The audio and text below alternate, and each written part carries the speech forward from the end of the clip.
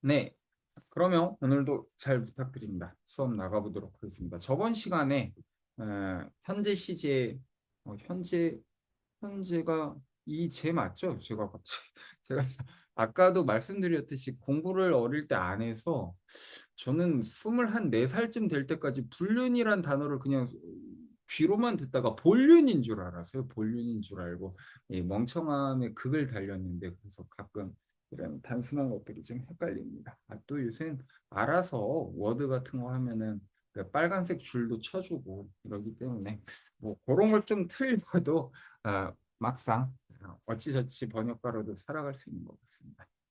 예, 예, 좋습니다. 그래서 저희 2과에서 한번 다 들어보고 이 본문 조금 나갔습니다. 그리고 어디를 배웠냐면 저희가 동사 여러 가지 이제 명사부와 동사부의 좌표값에 대한 이야기를 잠깐 드렸었죠. 인도 유럽어라고 하는 거는 근본적으로 이 명사와 동사 각각의 좌표값과 그 좌표들 자체를 이해를 하는 게 인도 유럽어의 뭐 거의 처음이자 끝이 아닌가라는 생각을 하고 있습니다. 그래서 그걸 앞으로 독어뿐만 아니라 저희가 아는 다른 언어들과도 비교를 하면서 좀 더 이해를 하기 위해서 저번 시간에 뭐 끝에 약간 호기심 많은 분들이 있어서 이제 뭐 반사태, 중동태 요런 얘기들까지도 끝에 조금 얘기를 했었던 것 같은데 그걸 뭐 듣고 저런 걸 왜 알아야 되지라고 하면 나중에 알다 보면 좀 재밌을 수 있습니다. 그래서 천천히 이야기를 해보도록 하겠습니다. 일단 저희가 근데 명사를 먼저 기준으로 배우기로 했는데 그 전에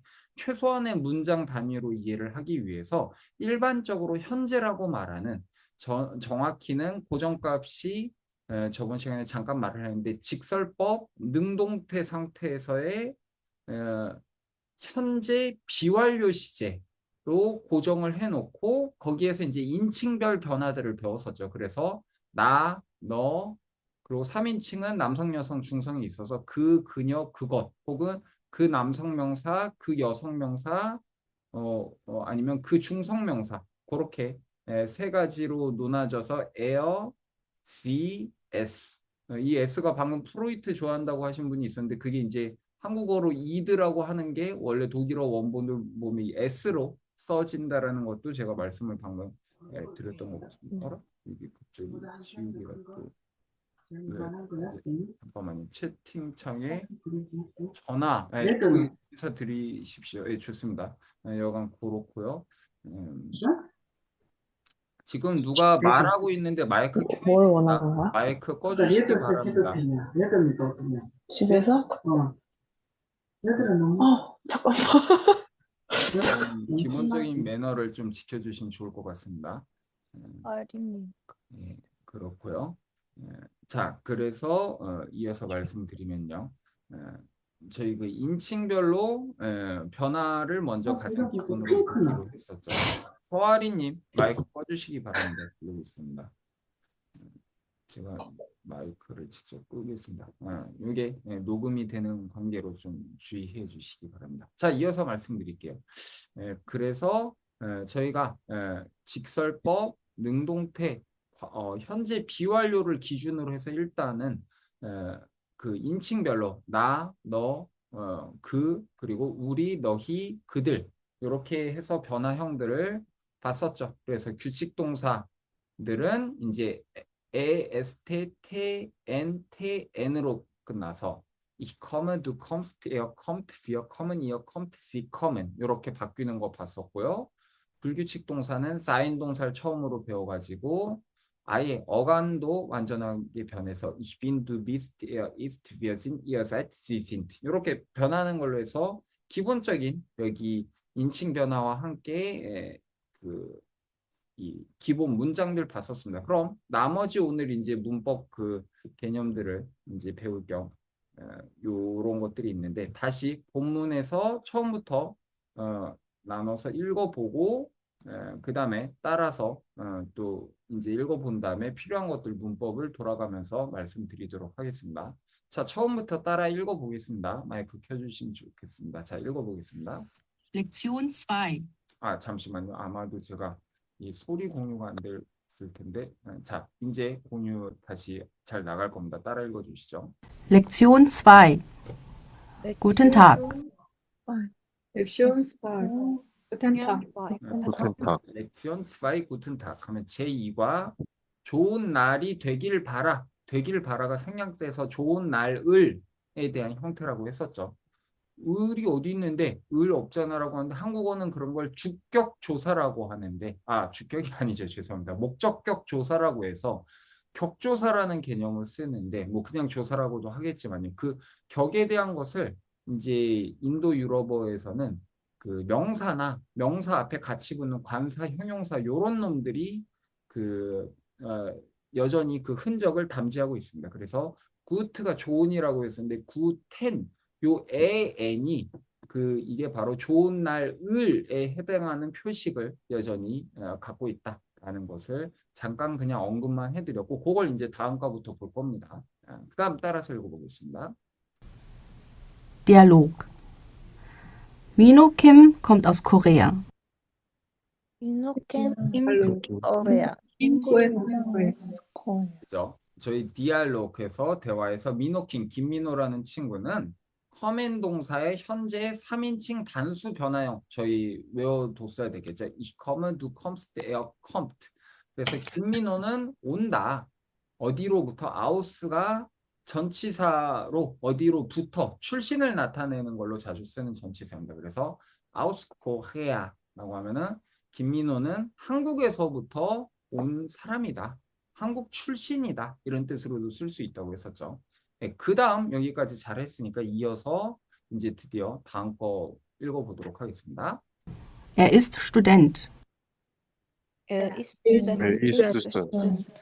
네, 해서 그는 그죠? 아이고 에어가 저희가 그 배운 걸로 그라고 하는 인칭 대명사였었죠. 그래서 그는 east 바로 아까 방금 봤었던 사인동사 변화형이죠. 사인동사 변화형은 이제 다 외워두셔야 하겠습니다. 다시 한 번만 말을 하면 ich bin 이거 채팅창에 어차피 저래도 안 됩니다. 잠시만요. 여기에다가 이 텍스트 적기가 주석 달기였던 것 같은데 됐다. 이렇게 하면은 이렇게 나왔었죠. Ich bin, du bist, er, sie, es ist, wir sind, ihr seid, sie sind.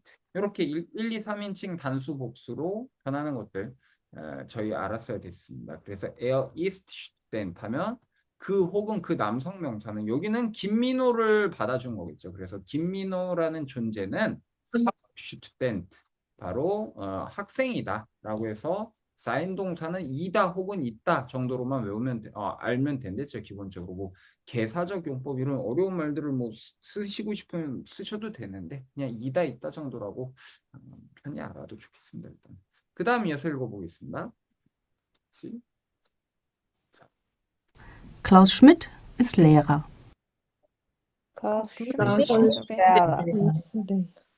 하면 클라우스 슈미트라는 친구는 레어헨이 가르치다라는 그 동사였고 여기에서부터 와서 레어허 하면은 가르치는 남자인 사람, 레어허인 하면 가르치는 여자인 사람 이렇게 나와서 클라우스 슈미트라는 사람은 이제 강사 남자다 이런 뜻이 된다고 했습니다. 그 다음 이어서 읽어보겠습니다. Guten Tag, ich heiße Klaus Schmidt. Guten Tag. 구튼 타크 하면 좋은 날을 바란다가 생략됐다고 했고요. Ich heiße Klaus Schmidt 하면 heißen 동사는 어떠한 이름으로 불리우다라고 하는 동사죠. 그래서 얘는 오늘 잠깐 저 오형식 이야기 잠깐 해드린다고 했는데 얘는 ich heiße 클라우스 슈미트 하면 나는 클라우스 슈미트라고 불리운다. 그러니까 여기 뭐 하이스 대신에 빈을 써도 되죠. 사실상 나는 클라우스 슈미트다. 이렇게 하는데 이런 것들을 이럴 경우에 이시라는 놈을 우리가 그냥 영문법을 기준으로 할 때 주어라고 하고 이 클라우스 슈미트 같은 걸 주격 보어라고 하죠. 그래서 오형식에 대한 거 아마도 아시는 분도 있고 모르시는 분도 있어서 간단하게만 말씀드리면 일단은 사실 독일어에서는 오형식을 근본적으로 몰라도 됩니다. 왜냐하면 오형식이라는 걸로 커버 칠 수 있는 언어 구조가 아니기 때문에 몰라도 되는데 그럼 왜 말을 하느냐? 저희가 그나마 제일 오히려 한국어보다도 문법이라는 것을 많이 주워 들은 게 영문법 위주로 이제 주워 들었을 테고 거의 모두가 한국에서 교육을 받았다 하면은 그래서 영문법을 기준으로 해서 딴 언어들이 어떤 식으로 이제 차이가 있는지를 이해를 하면은 조금씩 더 그 문장 구조, 그러니까 통사라고 하죠. 신텍스라고 하는 건데 그런 것들에 대한 이해를 좀 할 수 있어서 간단하게 그런 이유로 말씀을 드리겠습니다. 일단 제가 이거 순서는 정확히 모르니까 중요한 게 아닌데 일형식이라고 하는 놈은 아마도 주어하고 그 주어 다음에 한국어로 쓸까요? 주어 다음에 자동사만으로 기본적으로 완료되는 놈을 이제 그 일형식이라고 하죠. 예를 들면 뭐가 있을까요? 뭐 ich, 뭐 existiere 하면 나는 존재한다. 라는 뭐 이런 이상한 표현도 쓸 수 있겠죠. Ich existiere 하면은 나는 존재한다. 라고 하면 여기에다가 우리가 따로 부수적으로 나는 공원에서 남자로서 몇 시 몇 분에 뭐 현재 존재한다. 이렇게 쓴다고 얘가 일형식이 아니게 되는 건 아니죠. 그럴 경우에 나머지들은 이제 그냥 뭐 저는 그냥 부사라고 부르는데 그 정확한 아마 또 다른 명칭이 있었던 것 같은데 크게 중요하지 않습니다. 한마디로 부수적으로 이제 들어가는 놈들이고 그래서 이 요렇게 일형식은 주어하고 요런 걸 그래서 영어 배울 때 다른 놈들이 없이 그냥 동사만으로 끝나는 놈을 뭐 완전 자동사라고도 아마도 부르는 것 같습니다. 그런 식으로 주어하고 동사만 갖고도 문장이 뭔가 허전해 보이지 않고 완전하게 그 완료를 시킬 수 있으면 1형식이 되겠죠. 그럼 2형식이라고 하는 게 바로 주어 다음에 이 완전 자동사와 다른 개념으로 불완전 자동사 불완전하니까 좀 더 보충해 줄 걸로 이 주격 보어가 있는 놈이 그 2형식의 기본적인 문장이겠죠. 바로 여기에서 보는 것처럼 Ich bin Student 혹은 ich heiße 뭐 클라우스 슈미트 뭐 이런 식으로 했을 때 나는 다라고 하면 어색하잖아요. 나는 다 하면 어색하니까 내가 뭔지 주어를 보충해 주는 놈을 주격 보어라고 하죠. 그러니까 주어가 어떤 성질을 갖고 있는지 어떤 직업인지 어떤 신분인지 등등을 보충해 주는 놈을 흔히 주격 보어라고 해서 얘가 그러니까 나는 학생이다 할 때 이거 절대 목적어가 아니죠. 이런 놈들을 주격 보어라고 해서 나오는 놈을 이렇게 이형식으로 해서 주격 보어와 불완전 자동사 주어 있는 게 일반적으로 이형식으로 알고 있습니다. 저도 잘 모릅니다. 대강 말씀드리는 거예요. 그리고 삼형식이 이제 자동사와 다른 걸로 저번 시간에 잠깐 말씀드렸는데 현대 유럽어는 타동사 중심으로 언어들이 많이 정립이 된댔죠. 그래서 주어 다음에 드디어 타동사라고 하는 놈은 뭐냐? 다른 대상과의 관계에서 이제 동사가 성립이 되는 거죠. 그래서 주어가 주어와는 다른, 그러니까 나는 학생이다 하면 나를 다르게 말하는 게 학생인 거잖아요. 그게 아니고 주어와 다른 대상에게 어떤 동작이나 행동을 가하는 게 타동사죠. 나는 다른 대상, 그 대상을 우리가 목적어라고 하죠. 이게 직접 목적어가 됐든 간접 목적어가 됐든 하나가 걸리면은 삼형식이 돼서 예를 들면 ich liebe dich 뭐 전형적으로 쓰면 나는 뭐 너를 사랑한다라고 할 때 이때 두는 너는인데 dich가 되면 너를의 형태거든요. 아직 저희가 안 배웠는데. 그래서 ich liebe dich 하면 나는 너를 사랑한다. 이런 식으로 해서 이게 나는 너를 어제 6시에 뭐 누구와 함께 있을 때 사랑한다라고 해도 그냥 삼형식인 거죠. 그런 이제 짜투리들이 뭐 들어가고 말고는 그냥 이 형식에 이제 따로 그 영향을 주지 않고요. 그리고 사형식이 뭐가 있죠? 사형식이라고 하면 아마 주어 이 사형식과 오형식 제가 뭐가 먼저인지 잘 모르겠는데 타동사, 또 목적어 점 그리고 목적격 보어로 이루어져 있는 거 있죠. 영어로 일단 먼저 보여드리면 뭐 그냥 뭐 I find 뭐 예를 들면 I find a book 하면 나는 책을 한 권 찾는다가 되는데 이게 아니고 하나의 동사가 다른 형식으로도 쓸 수 있죠. 그래서 예를 들면 I find you nice라고 하면 나는 너를 찾는데 이때 find의 뜻이 살짝 바뀌면서 판단이나 어떤 그런 느낌으로 바뀌죠. 그래서 나는 너를 나이스한 존재로서 찾는다, 발견한다가 이중주어처럼 한국어에선 보통 해석되죠. 내가 봤을 때 너는 괜찮은 사람인 것 같다. 나는 너가 괜찮은 사람이라고 본다. 이런 식으로 이제 해석될 때 이 나이스에 해당하는 게 바로 목적격 보어입니다. 그래서 이 영어 기준으로 해서 보어라고 하는 놈이 이렇게 주격 보어일 때랑 목적격 보어일 때랑 두 개로 나뉘죠. 그렇게 나뉘고요. 오형식이라고 하는 게 바로 뭐가 있냐면 주어, 타동사, 그다음에 직접 목적어, 간접 목적어 하나씩 있는 게 이제 오형식이 되겠죠. 그래서 예를 들면 뭐가 있을까요? 뭐 영어로 그냥 할까요? 한 김에 I I give 제가 영어를 잘 못해서 I give him a book 하면 나는 그에게 책을 한 권 준다 라고 하면 그에게가 간접 목적어겠고 책을 한 권이 직접 목적어가 되겠지. 이렇게 해서 영어는요 방금 우리가 위에서 말한 격이라고 하는 아까 격조사 이 굿텐 이게 좋은 날 을을 의미해 주는데 있잖아요. 이런 격이라고 하는 게 형식상으로 다 사라져 버렸거든요. 그러다 보니까 원래는 이 격이 있으니까 예를 들면 이 격조사가 있으면 한국어는 편한 게 그냥 나 너 사랑해를 순서를 바꿔서 사랑해 너를 나는 사랑해 나는 너를 뭐 나는 사랑해 너를 너를 사랑해 나는 뭘로 바꿔도 사실은 뭐 노래도 그렇고 연극에서 이제 어떤 걸 먼저 줘서 더 긴장감을 주는지도 이런 조사가 있기 때문에 얼마든지 순서에서 자유롭잖아요. 근데 인도 유럽어도 원래 그렇게 해서 격이라는 것에 대한 변화형의 명사들이 항상 있었기 때문에 이런 오형식이라는 걸로 문법을 나누지 않고 이 동사가 격이랑 어떻게 붙어서 컨비네이션을 이제 갖고 있는지 그렇게 해서 이제 격으로서 인식을 하는데 그 격이라는 개념이 영어는 사라지고 이제 아주 불완전하게 관계대명사에서나 뭐 주격 관계대명사 이러면서 배우지도 않았던 격을 갑자기 이해하려고 하니까 그때부터 영어가 좀 어려워지죠.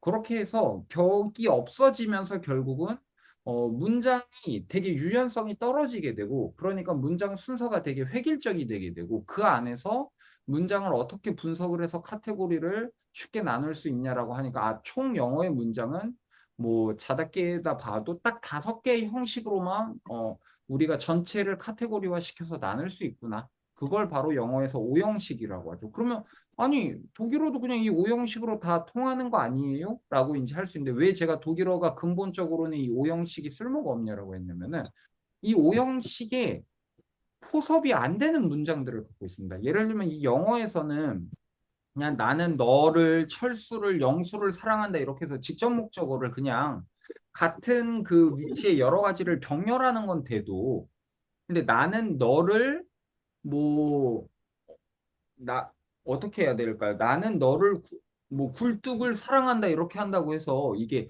너가 굴뚝에 있는 걸 사랑한다 이런 식으로 해석을 할 수는 없잖아요. 그러니까 직접 목적어를 문법적으로 두 개를 하나의 문장에 같이 들여올 수가 없거든요. 그런데 독일어 같은 경우는 되게 재미난 게 직접 목적어 같은 것들이 성립이 됩니다. 예를 들면 뭐 Ich frage dich etwas라고 하면 나 너에게 뭘 좀 물을게. 뭐 이런 식으로 할 때 이게 직역을 하면 나는 너를 뭐를 묻는다. 이런 식의 어떤 그 문장이 되거든요. 그래서 결국은 오형식으로 그 성립이 불가능한 또 여러 가지 이제 문장들이 있기 때문에 독일어를 완전히 이렇게 오형식으로 말을 할 수가 없습니다. 다만 저희가 영어를 기준으로 해서 여러 문법적 개념들을 뭐 어설프게나마 대부분 알고 있기 때문에 이 오형식이라는 걸 앞으로도 이제 종종 꺼내서 이야기를 할 수밖에 없을 겁니다. 그래서 이 오형식이라는 걸 간단하게 말씀드렸고요. 모르시면 또 얼마든지 질문해 주셔도 되겠습니다. 그래서 지금 봤던 에어 이스트 스튜던트 요걸 보면 우리가 그래서 그는 학생이다. 방금 말한 이 형식으로 주어, 불완전 자동사 그리고 주격 보어에 대한 문장이겠죠. 그리고 여기 Ich heiße Klaus Schmidt도 마찬가지로 나는 이러한 이름으로 불리운다. 이것만 갖고 문장이 좀 애매하죠. 그래서 주어를 보충해주는 주격 보어가 필요하다. 그게 이제 클라우스 슈미트다. 그러면 이거 주어 주격 보어 아니 이거 그냥 인칭 대명사랑 뭐 그냥 고유명사 아닌가요? 이렇게 우리 이런 개념들도 배웠을 텐데 이거 카테고리가 다르죠. 이게 좀 헷갈릴 수 있는 게 우리가 팔품사라고 해서 이상한 거 배우잖아요. 주어, 명사, 동사, 부사, 전치사, 관사 뭐 이딴 것들 배우는 거랑 이 문장 요소에서 말하는 여기 주어가 오지 않죠. 이 팔품사에 주어는 오지 않습니다. 그래서 이렇게 형용사 이런 것들이랑 이름이 좀 겹치는 게 있어요. 그래서 그 동사나 부사 같은 것들이 이름이 겹쳐서 이게 헷갈릴 수가 있는데 명사는 참고로 명사는 여러 가지로 쓸 수 있죠. 명사는 주어로도 쓸 수 있죠. 철수는 밥을 먹는다. 그렇죠? 주어도 될 수 있고 철수야 놀자 하면은 철수야 호칭으로도 쓸 수 있죠. 그렇죠? 그리고 나는 철수를 좋아해. 직접 목적으로도 쓸 수 있고 나는 철수에게 빵을 줬어. 간접 목적으로도 쓸 수 있고 나는 금일 차를 마신다. 금일 한자로 명사이긴 하지만 굳이 따지면 오늘 차를 마신다. 이런 게 시간 부사가 될 수도 있고 그죠?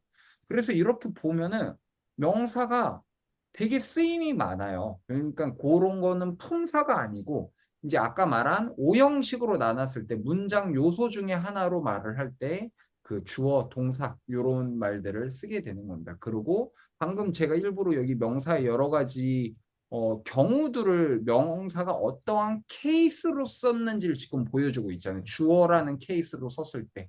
그래서 이런 케이스에 따른 변화를 우리가 격이라고 합니다. 그래서 아까 그 주격 이런 말들 있잖아요. 이런 게 나중에 라틴어나 이런 거 배울 때도 호격, 뭐 직접 목적격은 요걸 대격, 간접 목적격을 뭐 역격, 뭐 그리고 어디로부터 뭐 분리 이런 걸 뭐 탈격 뭐 어디에서부터 이탈한다 그렇고 해서 뭐 아니면 뭐 등등 뭐 도구격 뭐 이런 것들이 이제 앞으로 독일어나 이런 걸 배울 때도 저희가 이해해야 될 격이라고 하는 개념이 되겠습니다. 그건 또 차차 배울 테지만 일단 오형식이라는 거 간단하게 말씀드렸고 다 그냥 입만 벌리려고 하지 말고 좀 이해가 안 됐으면은 오형식 지겹게도 유튜브나 이런 데서 심심한 분들이 많이 설명해주고 있으니까 그런 것도 약간 이해가 안 됐으면 한 번쯤 봐보시고 뭔가 그래도 답이 없는 것 같다 하면 얼마든지 자유롭게 물어보시면 되겠습니다. 그 다음 이어서 설명 이어나가 보겠습니다. Und wie heißen Sie? Wie, und wie Wie heißen heißen Sie? Wie heißen Sie? und wie heißen Sie? unt라고 하는 놈은 Wie heißen Sie? 그리고라는 병렬 접속사입니다. 그리고 V가 저번 시간에 중요한 거 말씀드렸죠.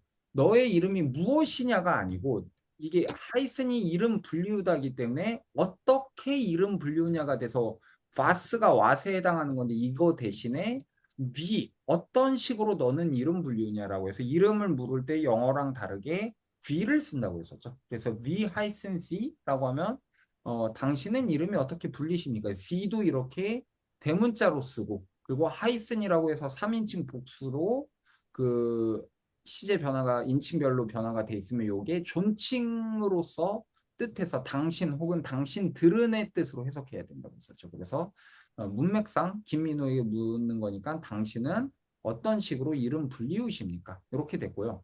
이게 운트 보이죠? 요 놈들을 아두소라고 적어두겠습니다. 아두소 접속사라고 해서 저는 깍두기 접속사라고 부릅니다. 우리 그 술래잡기 할 때 저도 항상 좀 둔하고 이제 남들이 안 껴줘서 깍두기로만 한두 번 껴보고 그랬던 기억이 있는데요. 요 놈들을 깍두기라고 하는 이유가 이 뒤에 곧장 배울 텐데 독일어는 영어랑 다르게 문장 순서라는 게 되게 중요하거든요. 근데 그 순서에 영향을 주지 않고 무조건 0번째 자리로 인식을 0번째 접속사라고 해도 좋겠습니다. 0번째 접속사. 이 0번째가 뭔지 그럼 나머지 순서는 어떻게 될지 곧장 배울 겁니다. 0번째 접속사로 뭐뭐 딱 이 아두소 대표적으로 5개 정도 알면 되는데 아버 하면은 그러나 then 하면은 왜냐하면 운 라고 하면 그리고 그다음 sondern 하면 그게 아니라 그러면 다른 거라면 그러니까 이게 아니고 이게 아니라 뭐뭐 그 외의 경우라면 뭐 그런 뜻으로 쓰고요. 오더 하면 또는 요 놈들은 깍두기 접속사로 문장 순서에 아무 상관없이 맨 앞에 0번째 자리에다 써줄 경우 다른 문장의 순서에 영향을 주지 않습니다. 그래서 아두소라고 해서 외워서 이 정도는 따로 예외적인 교황으로 알아두시면 좋겠습니다. 그래서 아두소라고 기본적으로 배우고요. 그 다음 이어서 또 읽고 나가보겠습니다. Ich heiße Mino Kim. Ich heiße Minu Kim. Ich heiße Mino Kim. 그죠? 나는 김민호라고 불리운다. 여기도 저희가 봤던 것처럼 그 저거죠? 주어와 불안정 자동사와 그 주격 보어로 이루어진 문장임을 알 수 있습니다. 그 다음 이어서 보겠습니다. Herr Kim, woher kommen Sie? Herr Kim, Kim. woher kommen Sie? 헤어가 이제 미스터라는 걸로 주님 할 때 주로도 쓰고요. 그러니까 주님, 주군, 미스터 이런 뜻을 써서 헤어 킴 하면 김 아저씨, 김씨 이런 뜻이고요. woher kommen Sie 이거 저번 시간에 배웠었죠. wo라고 하는 거는 아까 이제 몇 개 배웠지만 그 예를 들면 그 was라고 하면은 무엇이었고 wie 하면 어떻게 뭐 잠깐 적어놔 볼까요? 기본적인 의문 대명사들 누가라고 하면 누가가 뭘까요? where고요. 언제라고 하면 when이 나오고요. 이걸 W 의문사들이라고 말을 합니다. 다 앞에가 W로 시작해서 그리고 누가 언제 그다음 뭐죠? 어디서라고 하면 wo 무엇을 was 어떻게 wie 왜 와홈 요 놈들이 기본적으로 자주 쓰는 의문사들인데요. 그런데 요것과 다르게 지금 여기 for는 그냥 어디라는 뜻이라고 했었죠. 여기에서 어디에서부터가 되려면 for here가 와야 된다고요. 어디로가 되려면 for 신이 와야 된다고 잠깐 말씀드렸습니다. 한국어도 그러잖아요. 너 어디 왔냐 이러지 않고 어디에서 온 애니 이렇게 말을 하니까 for here로 씁니다. 그래서 here Kim, for here come see. 당신은 어디에서부터 오신 사람입니까? 출신입니까? 라고 해서 출신을 묻는 게 되겠죠. 좋습니다. 이어서 또 보겠습니다. Ich komme aus Korea. Und Sie? Ich komme Ich komme aus Korea. Und Und Sie? Sie? 나는 한국 출신입니다. und Sie. 그리고 아까 und 접속사라고 했었죠. 그리고 당신은요. 이게 정확히는 und woher kommen Sie가 축약된 걸 저희가 알 수 있겠죠. 그러고 당신은 어디 출신입니까? 이렇게 말을 하면 따라서 또 읽어보겠습니다. Ich komme eigentlich aus Hamburg. Ich komme eigentlich aus Hamburg. 그죠? 나는 eigentlich 하면 eigen이라고 하는 게 고유의 독자적인 이런 형용사인데 거기에서부터 와서 eigentlich 하면 원래 본디 이런 뜻이 가장 기본 뜻이고 나중에 뭐 소사라고 해서 좀 더 다른 뜻도 있지만 본디 원래 이런 뜻입니다. 그래서 원래대로라면 나는 함부르크 출신이다. 그러니까 요 말을 할 때 사실 외국어로 대화를 잘한다든지 뭐 그런 뭐 정확히 논리 구조를 잘 이해한다든지 할 때 다른 것들 잘 듣는 것보다 요런 부사들 위주로 처음에 공부하는 게 훨씬 더 효과적이죠. 그러니까 어떤 식으로 문장 사이를 접속을 시키고 있는지, 뭐 역접인지 등등등등. 그러니까 아이덴티티 하면 나 원래대로라면 함부르크 출신이야라고 하면은 요 말에서 이미 다음에 지금은 함부르크에 살지 않는구나까지도 저희가 이해를 할 수 있겠죠. 그런 식으로 이제 보는 표식이 될 수 있겠습니다. 그래서 그 다음 말 이어서 읽어보겠습니다. Aber ich wohne jetzt in Berlin. Aber Aber ich wohne jetzt jetzt in Berlin. 이 wohnen 동사 우리 배웠던 규칙 동사죠. Ich wohne, du wohnst, er wohnt. 그다음 뭐죠? Wir wohnen, ihr wohnt, sie wohnen. 이렇게 변화하는 거 이제 규칙 동사는 다 알고 쓰실 수 있어야 되겠습니다. 하지만 아까 아두소 중에 하나였었죠. 나는 jetzt, yetz라고 하는 거는 시간 부사로 지금이라는 뜻입니다. 그러니까 아이겐트리히와 예스트가 대립각을 이루고 있는 거죠. 양쪽 문장에서 중요한 건 오히려 딴 것들보다 요 두 개로서 그러니까 앞뒤 문맥들을 자기가 이어가면서 이해를 해야 되겠죠. 그러니까 원래는 함부르크 출신인데 지금은 그 베를린에 살고 있다. 라고 말을 하고요. 그 다음 이어서 보겠습니다. Ich wohne in München.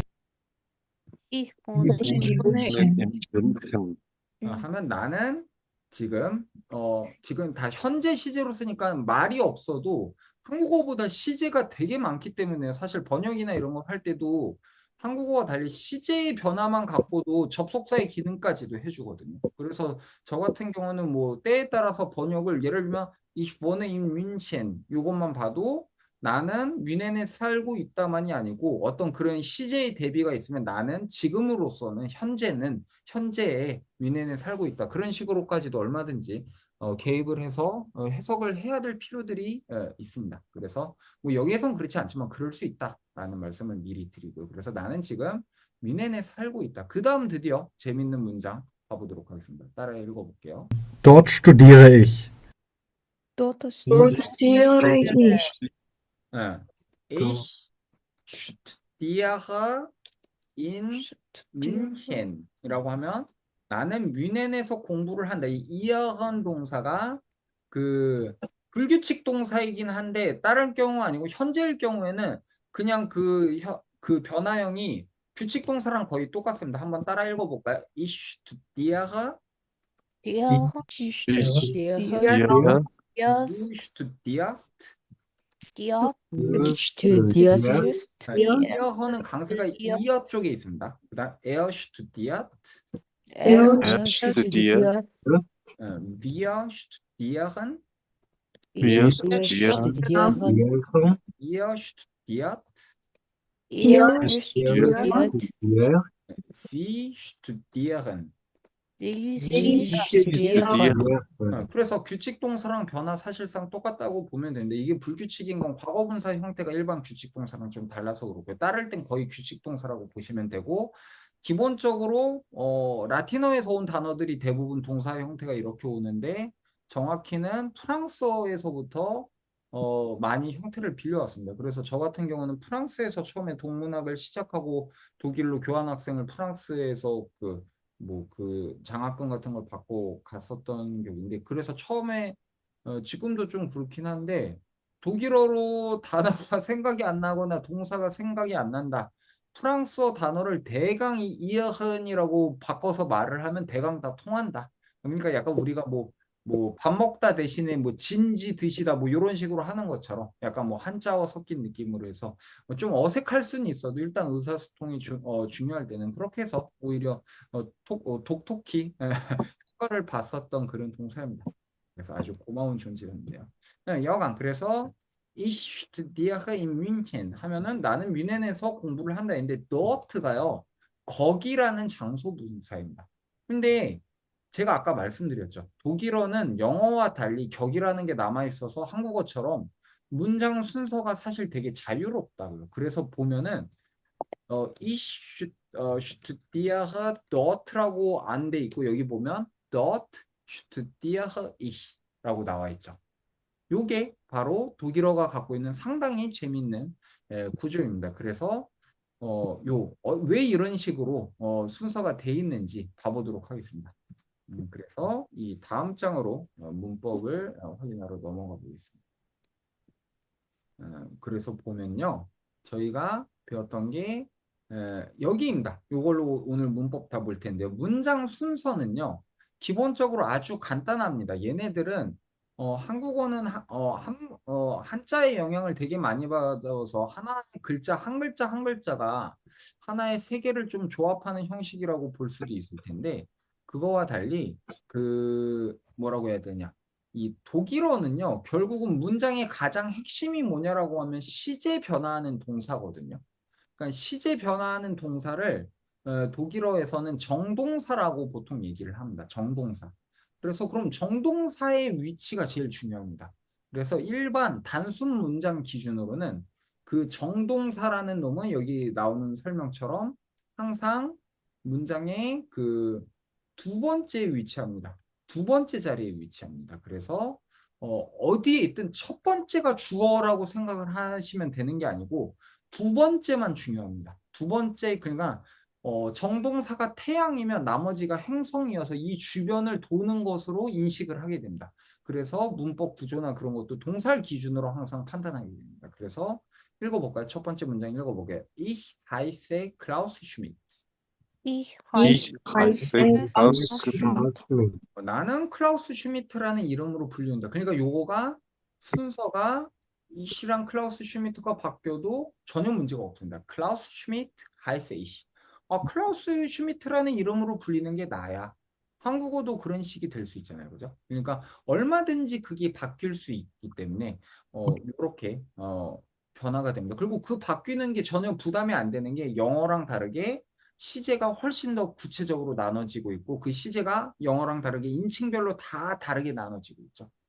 그리고 그게 과거도 있고 다 있기 때문에 이렇게 바뀌어도 한국어에서 나 너 사랑해를 우리가 나는 너를 사랑해 능과 르를 붙여주기 때문에 너를 사랑해 나는을 해도 전혀 문제가 없는 것과 똑같은 기능을 독일어에서도 다른 여러 가지 다른 놈들이 받쳐주고 있다. 그래서 이런 것들이 가능하다.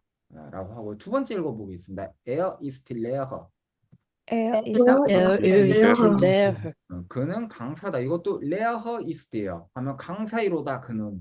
이거 약간 그 옛날 서사시 문투에 되게 자주 나오는 거거든요. 옛날 그 롤랑의 노래 이런 것들 보면 다 이런 식으로. 그 다음 그래서 여기 읽어볼까요? Dort studiere ich. dort Dort studiere 거기에서 나는 공부한다. 그래서 아까 ich wohne in München dort라고 하면서 뮌헨이 산다고 말을 해주고 그걸 곧장 받아주고 싶었을 거 아니에요. 그러니까 이것을 ich wohne in München, ich studiere dort 하면 너무 말에 박진감이 없죠. 그러니까 dort를 먼저 때려주고 시제 변화는 정동사를 두 번째 자리에 박아줍니다. 이게 기본적인 독일어의 문형이고요. 그렇기 때문에 의문문이든 뭐든 기본적으로 언제나 두 번째 자리가 정동사입니다. 그래서 아까 저희가 배웠던 의문 부사들과 함께 있는 경우 한번 보겠습니다. 한번 읽어볼게요. Was machen Sie beruflich? Was machen Was machen Sie beruflich? 네. Der Beruf라고 하면 소명이라고 하는 단어, 신이 인간을 어떻게 부르다에서부터 와서 직업이라는 뜻이 되거든요. 그래서 beruflich 하면 직업적으로 machen도 우리 저번 시간에 배웠었죠. 하다라는 규칙 동사인데 ich mache, du machst 그렇게 변하는 건데 당신은 직업적으로 무엇을 하십니까? 라는 게 무슨 일 하세요? 이 말이 되겠죠. 그때 대답 읽어보겠습니다. Ich bin Lehrer. ich bin Ich Lehrer. bin Lehrer. 그러니까 영어는 뭐 의문부사가 나오면 주어 동사가 도치됐다라고 이런 걸 의문문을 배울 때 배우잖아요. 그게 아니고 의문부사가 나오고 정동사가 여전히 두 번째 자리를 지킨다로 인식하는 겁니다. 그래서 독일어에서는 도치라는 개념을 딱 세 가지 경우일 때만 말을 합니다. 곧장 배울 건데요. 일단 그 다음 거 읽어보겠습니다. Was sind Sie vom Beruf? Was sind Sie vom Beruf? 위에랑 거의 관용적으로 똑같은 뜻인데 표현이 다릅니다. Was sind Sie? 당신은 von Beruf, 직업적으로, 직업 속에서 어떤 식으로 직업적 속성을 가진 존재입니까? 라고 해서 당신은 직업이 무엇입니까? 똑같은 표현을 이렇게 다르게 쓸 수도 있습니다. 그래서 읽어볼까요? Ich bin Student. Ich bin Student. Student. 나는 학생입니다. 그렇게 되고요. 그 다음 이어서 읽어보겠습니다. Wie heißen Sie? Wie Wie heißt heißen Sie? 이름은 그래서 무엇이 아니고 V로 물어야 되겠죠. 그래서 당신은 어떤 이름으로 불리우십니까? 라고 하면 읽어볼까요? Ich heiße Julia Bachmann. Ich Ich heiße heiße Julia Bachmann? 나는 율리아 바흐만이라는 이름으로 불리우는 존재입니다. 근데 그 밑에 곧장 나왔는데 바로 주어 동사가 도치되는 경우가 딱 세 개 있는데 오늘은 그 중에 딱 하나만 배울 건데요. 주어 동사 도치의 경우 일단 어디다 적어둬도 좋은데요. 첫 번째 완전 의문문일 때, 두 번째 뭐가 있더라? 갑자기 생각이 안 나는데 말을 하다가 두 번째 조건적 이제 그 복합 문장에서 조건절일 때 뭐뭐일 경우라면 그러니까 이제 그 C절을 대신 해서 조건절 뭐뭐일 경우 요럴 때 붙고요. 또 하나 뭔가 있었던 것 같은데? 그 세 번째 그 이제 존칭 명령형일 때 존칭 명령. 그러니까 당신 마흔시라고 하면 이것을 하십시오. 이렇게 있는데 오늘은 이 중에서 나머지들 나올 때 말을 할 텐데요. 그 완전 의문문일 때만 먼저 읽어보겠습니다. 그러니까 완전 의문문이라는 거는 답이 기다 아니다, 그렇다 아니다로 대답을 도출해주는, 그러니까 문장 자체를 완전 이 평서문으로 있는 게 정말 맞는 말이냐 틀린 말이냐 그 문장 전체를 의심해서 물어볼 때 쓰는 겁니다. 그래서 읽어볼까요? Wohnst du in Berlin? 베를린? Du wohnst in Berlin 하면 너는 베를린에 산다였잖아요. 여기에서만 바로 도치라는 개념이 적용됩니다. Wohnst du in Berlin? 이라고 하면 너는 베를린에 산다. 그것이 맞냐 틀리냐라고 물을 때 답이 야와 나인, 그렇다 혹은 아니다가 됩니다. 읽어볼까요? 야, ich wohne in Berlin. Ja, Ja, ich wohne wohne in in Berlin. 그렇다, 나는 베를린에 산다. 아니면 nein, ich wohne nicht in Berlin.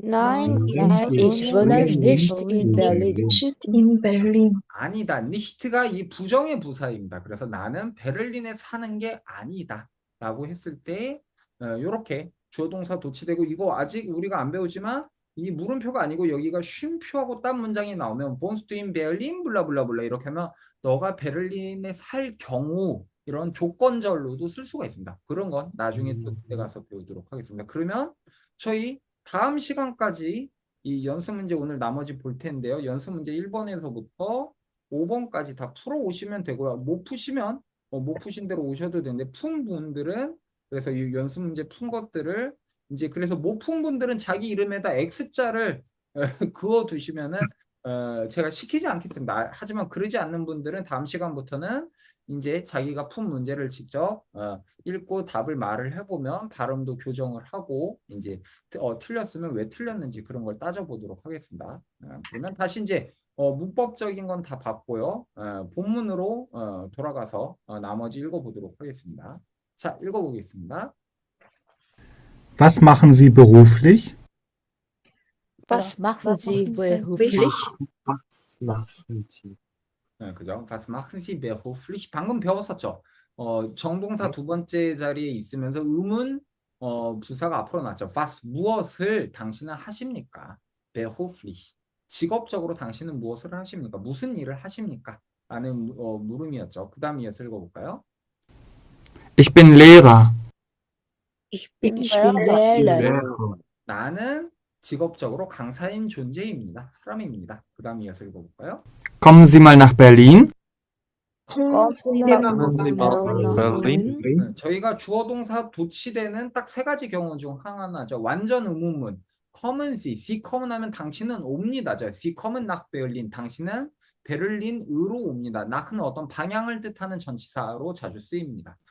그런데 그걸 kommen Sie mal nach Berlin 하면 당신 베를린으로 옵니까? 라는 말이 되고요. 말은요, 원래 말의 가장 기본 뜻은 한 번, 두 번 횟수를 말할 때 쓰는 어떤 그 명사였던 놈들이 이제 따로 이렇게 수량 명사처럼 쓰는데요. 그게 아니고 이렇게 의문문에서 그 말을 이렇게 쓰면, 우리 한 번도 한국어에서도 띄어쓰기를 한 띄고 번하면 횟수로 되는데 그냥 한 좀 먹어 보세요 뭐 약간 이럴 때 그냥 권유의 뜻으로 쓰거나 아마 그럴 때 그 띄어쓰기가 없거나 그럴 거거든요. 제가 확실치 않습니다. 열심히 찾아보지 않기 때문에요. 맞나요, 장진 씨? 우리 편집자였던 그 훌륭한 친구가 있기 때문에. 맞나요? 맞아요? 마이크가 꺼져 있나요? 마이크가 연결이 안 된 것 같습니다. 뭐 대강 맞다고 해두죠. 아니면 채팅창으로 써주시기 바랍니다. 김기성란 씨도 이거 편집자들이 많아서 제가 좀 긴장이 되네요. 뭐 여간 그렇습니다. 그래서 뭐 그럴 때 쓸 수 있고요. 그래서 말이 그래서 함좀 무바라 뭐 이런 거 할 때 쓸 수 있는 겁니다. 그래서 베를린에 함 오실래에 뭐 약간 이렇게 권유할 때도 말을 쓸 수 있는 겁니다. 또 사투리를 못한다고 뭐라 하지 마시고요. 제가 이래 보여도 또 전형적인 서울 퀴즈이기 때문에 어쩔 수 없습니다. 그 다음 따라서 읽고 채팅창에 맞다고 하면 나 훌륭합니다. 역시 제가 또 이래봬도 출판사 사장님도 했었던 사람이기 때문에 그렇습니다. 그렇고요. 그 다음 이어서 보겠습니다. Sie sind immer herzlich willkommen. Sie Sie sind immer herzlich willkommen.